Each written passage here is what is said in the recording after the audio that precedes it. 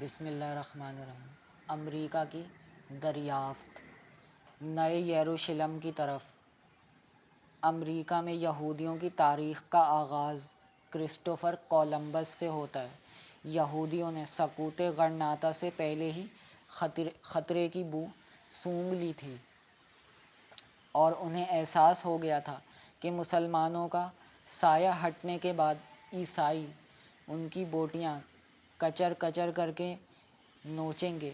مشہور امریکی صنعت کار اور مصنف ہنری فورڈ نے اپنی کتاب دی انٹرنیشنل جیو میں لکھا ہے، کولمبس کے ارادوں کی بھنک پا کر یہودیوں نے اس سے میل جول خوب بڑھا لیا تھا اور اس کے ساتھ جانے والے ہمراہیوں میں ایک گروہ یہودیوں کا بھی تھا۔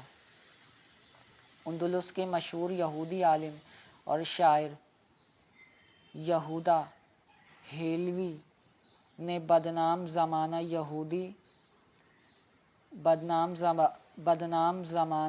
یہودی تعویل و تحریف سے کام لیتے ہوئے ملت یہود کو اجازت دے دی تھی کہ وہ دنیاوی مصائب سے بچنے اور اپنا دین بچانے کے لیے اپنا مذہب پوشیدہ یا تبدیل کر سکتے ہیں۔ اس کے بعد ان کے لیے بدترین دشمن سے تعلقات قائم کرنا بھی مشکل نہ رہا تھا۔ یہ کسی بھی مذہب والوں سے بڑھ کر مذہبی بن جاتے اور انہیں شیشے میں اتار لیتے تھے۔ چنانچہ کولمبس سے جلد ہی ان کا یارانہ لگ گیا۔ انہیں اس وقت عرض نجات اگر کوئی دکھائی دیتی تھی تو وہ یہی بحر ظلمات کے پار کی دنیا تھی۔ اس کے ناقابل عبور سمندر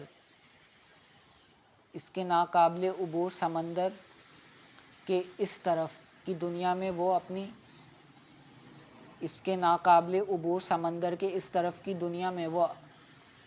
دنیا میں تو وہ اپنی حرکتوں کے سبب ہر جگہ دھتکار دیے گئے تھے اور سمٹتے سمٹتے اس کے کنارے آ پہنچے تھے۔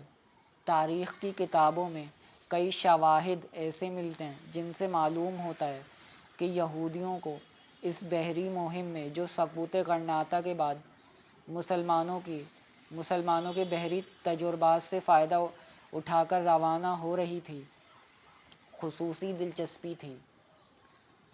پہلا تو یہ کہ اس بحری سفر کے اخراجات کے لیے بدنام زمانہ یہودی سودی سرمایہ کام آیا تھا۔ ملکہ ایزابیلا کے جواہر فروخت کر کے اس بحری سفر کے اخراجات برداشت کرنے کی روایت محض افسانہ ہے۔ دوسرا یہ کہ نئی سرزمین کی دریافت کے بعد کولمبس نے جو پہلا خط لکھا وہ ایک سرمایہ دار یہودی کے نام تھا جس نے اس سفر کے لیے کئی ہزار پاؤنڈ فراہم کیے تھے۔ تیسرا یہ کہ لوئی ڈے ٹورس نامی پہلا شخص جو ساحل پر اترا وہ یہودی تھا۔ اس نے تمباکو کا استعمال دریافت کیا۔ اسے تمباکو کی عالمی تجارت کا باپ کہا جاتا ہے اور اسی کی وجہ سے آج دنیا میں تمباکو کا سارا کاروبار یہودیوں کے قبضے میں ہے۔ پہل یہودی کیوبا اور برازیل میں آباد ہو گئے، لیکن جب یہاں سے اپنی حرکتوں کے سبب جلد دھتکار دیے گئے تو انہوں نے نیو یارک کا رخ کیا، کیونکہ وہ شمالی امریکہ کا تجارتی دروازہ تھا۔ بس آج کے لیے اتنا ہی۔